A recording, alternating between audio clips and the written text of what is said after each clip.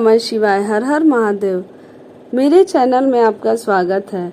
आज मैं आप लोगों को नागपंचमी कब है, नागपंचमी का शुभ मुहूर्त, पूजा विधि, महत्व और नागपंचमी की 2 पौराणिक कथाएं भी सुनाऊंगी। इसलिए आप लोग मेरे वीडियो में अंत तक बने रहें, वीडियो को स्किप न करें और ध्यान से सुनें। और जो लोग मेरे चैनल पे नए हैं वो जल्दी से सब्सक्राइब कर लें और बेल आइकन प्रेस करना ना भूलें। इससे मेरे आगे आने वाली वीडियो की नोटिफिकेशन सबसे पहले आपको मिल जाएगी। नाग पंचमी श्रावण मास के शुक्ल पक्ष की 5वीं तिथि को मनाई जाएगी। इस दिन भगवान शंकर के गले में विराजमान रहने वाले नाग देवता की पूजा का विधान है। धार्मिक मान्यताओं में नागों को देव स्वरूप माना गया है। सावन का महीना भगवान शिव और नाग की पूजा के लिए सबसे उत्तम महीना माना गया है। नाग पंचमी के दिन नाग देवता को दूध चढ़ाया जाता है।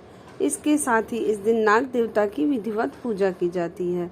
ऐसा माना जाता है कि नाग पंचमी के दिन नाग देवता की पूजा करने से नाग दोष से मुक्ति मिलती है। इसके साथ ही जो भी इस दिन नाग देवता की पूजा करता है उसकी मृत्यु कभी सांप के काटने से नहीं होती। इस साल नाग पंचमी सावन मास के शुक्ल पक्ष की 5वीं तिथि के दिन मनाया जाएगा।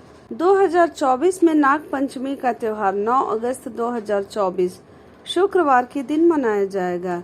इस दिन नाग देवता की पूजा करने से सारी समस्याओं से मुक्ति मिलती है। नाग पंचमी 9 अगस्त की सुबह 5 बजे से लेकर 8 बजे तक रहेगा। इस दिन पूजा के लिए 3 घंटे का समय मिलेगा। इस समय में पूजा करना शुभ फलदायी होगा। नाग पंचमी के दिन पूजा के देवता 8 नागों को माना जाता है। इस दिन अनंत, वासुकी, पद्म, महापद्म, तक्षक, कुलीर, कर्कट और शंख नामक 8 नागों की पूजा की जाती है। नाग पंचमी पर नाग देवता की पूजा होती है। पौराणिक हिंदू ग्रंथों में वर्णित वासुकी, अनंत, पद्म, महापद्म, तक्षक, कुलीर, कर्कट और शंख की पूजा की जाती है। पूजा के लिए एक दिन पहले चतुर्थी को एक समय भोजन करना चाहिए। पंचमी के दिन व्रत रखें और समापन के बाद ही भोजन ग्रहण करें। नाग पंचमी की पूजा के लिए चौकी पर नाग देवता का चित्र अंकित करें या मिट्टी से या गोबर से नाग देवता की प्रतिमा बनाएं। नाग देव पर हल्दी, दूध, सिंदूर, अक्षत और पुष्प चढ़ाएं। कच्चे दूध में घी और चीनी मिलाकर नाग देव का अभिषेक करें। पूजा के बाद नाग देव की कथा सुनें और आरती करें। नाग पंचमी के दिन नाग देव की पूजा से सांपों का भय दूर होता है। कुंडली में काल सर्प दोष वाले लोगों को इस पूजा से राहत मिलती है। माना जाता है कि नागों को दूध से अभिषेक करने से दैवीय कृपाएं प्राप्त हो सकती हैं। नाग पंचमी के दिन व्रत रखें। व्रत रखने से व्यक्ति को काल सर्प दोष से मुक्ति मिलती है। इसके अलावा इस दिन नाग देवताओं की पूजा के बाद नाग पंचमी के मंत्रों का जाप करें। कुंडली में राहु और केतु की दशा चल रही है, उन्हें भी नाग देवता की पूजा करनी चाहिए। इस उपाय से राहु केतु दोष से मुक्ति मिलती है। इस दिन शिवलिंग पर पीतल के लोटे से ही जल चढ़ाएं। नाग पंचमी की कई लोक कथाएं और पौराणिक कथाएं प्रचलित हैं। मैं पहले आपको पौराणिक कथा सुनाती हूँ।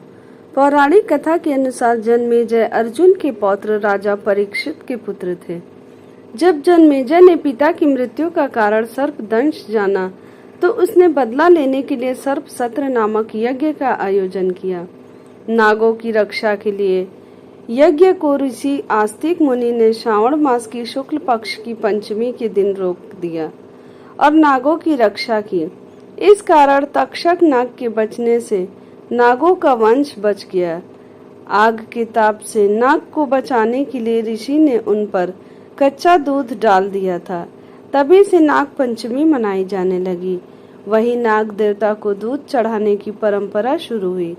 नाग पंचमी के दिन जिन नाग देवों का स्मरण कर पूजा की जाती है उन नामों में अनंत, वासुकी, पद्म, महापद्म, तक्षक, कुलीर, कर्कट, शंख, कालिया और पिंगल प्रमुख हैं। इस दिन घर के दरवाजे पर सांप की 8 आकृतियां बनाने की परंपरा है। हल्दी, रोली, अक्षत और पुष्प चढ़ाकर सर्प देवता की पूजा करें। कच्चे दूध में घी और शक्कर मिलाकर और लावा मिलाकर नाग देव का स्मरण कर उन्हें घर के किसी कोने में अर्पित करें। नाग पंचमी की एक कथा के अनुसार प्राचीन काल में एक सेठ जी के 7 पुत्र थे। सातों के विवाह हो चुके थे। सबसे छोटे पुत्र की पत्नी श्रेष्ठ चरित्र की विदुषी और सुशील थी, परंतु उसके भाई नहीं था। एक दिन बड़ी बहू ने घर लीपने को पीली मिट्टी लाने के लिए सभी बहुओं को साथ चलने को कहा, तो सभी धलिया और खुरपी लेकर मिट्टी खोदने लगी। तभी वहां एक सर्प निकला, जिसे बड़ी बहू खुरपी से मारने लगी। यह देखकर छोटी बहू ने उसे रोकते हुए कहा, मत मारो इसे, यह बेचारा निरपराध है। यह सुनकर बड़ी बहू ने उसे नहीं मारा। तब सर्प एक ओर जा बैठा। तब छोटी बहू ने उससे कहा, हम अभी लौट कर आते हैं, तुम यहाँ से जाना मत। यह कहकर वह सबके साथ मिट्टी लेकर घर चली गई और वहाँ कामकाज में फंसकर सर्प से जो वादा किया था उसे भूल गई। उसे दूसरे दिन वह बात याद आई तो सबको साथ लेकर वहाँ पहुंची और सर्प को उस स्थान पर बैठा देखकर बोली, सर्प भैया नमस्कार। सर्प ने कहा, तू भैया कह चुकी है इसलिए तुझे छोड़ देता हूँ, नहीं तो झूठी बात कहने के कारण तुझे अभी डस लेता। वह बोली, भैया मुझसे भूल हो गई, उसकी क्षमा मांगती हूँ।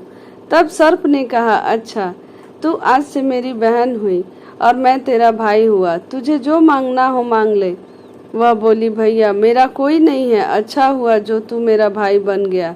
कुछ दिन व्यतीत होने पर वह सर्प मनुष्य का रूप रखकर उसके घर आया और बोला कि मेरी बहन को भेज दो। सबने कहा कि इसके तो कोई भाई नहीं था, तो वह बोला, मैं दूर के रिश्ते में इसका भाई हूँ, बचपन में ही बाहर चला गया था। उसके विश्वास दिलाने पर घर के लोगों ने छोटी को उसके साथ भेज दिया।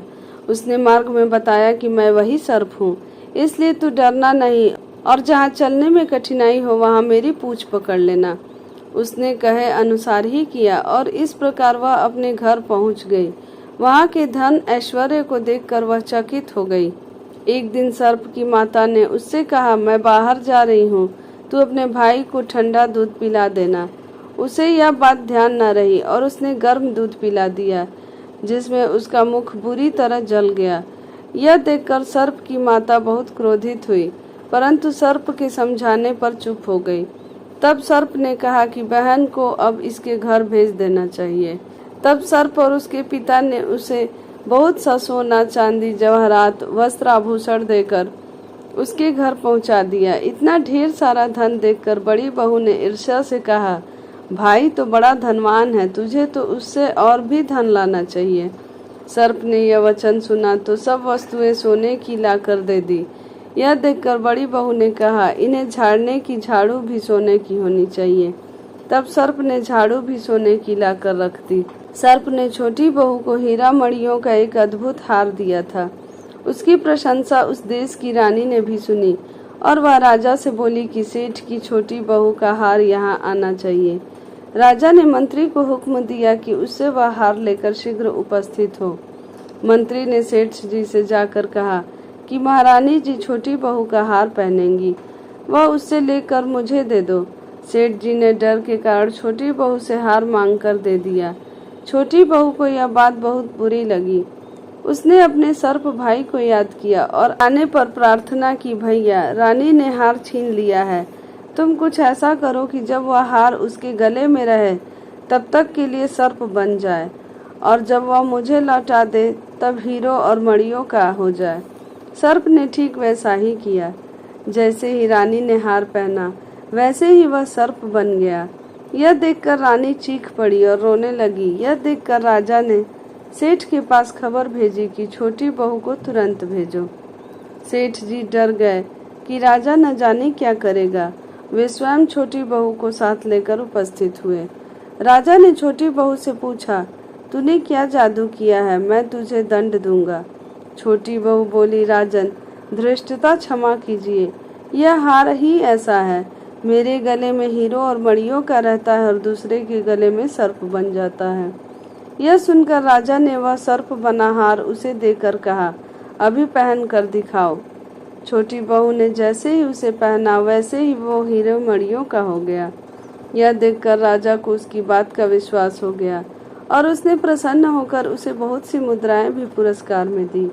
छोटी बहू अपने हार और धन सहित घर लौट आई। उसके धन को देखकर बड़ी बहू ने ईर्ष्या के कारण उसके पति को सिखाया कि छोटी बहू के पास कहीं से धन आया है। यह सुनकर उसके पति ने अपनी पत्नी को बुलाकर कहा, ठीक ठीक बता कि यह धन तुझे कौन देता है।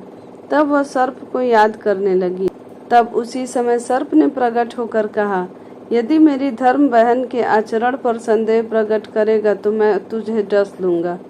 यह सुनकर छोटी बहू का पति बहुत प्रसन्न हुआ और उसने सर्प देवता का बड़ा सत्कार किया।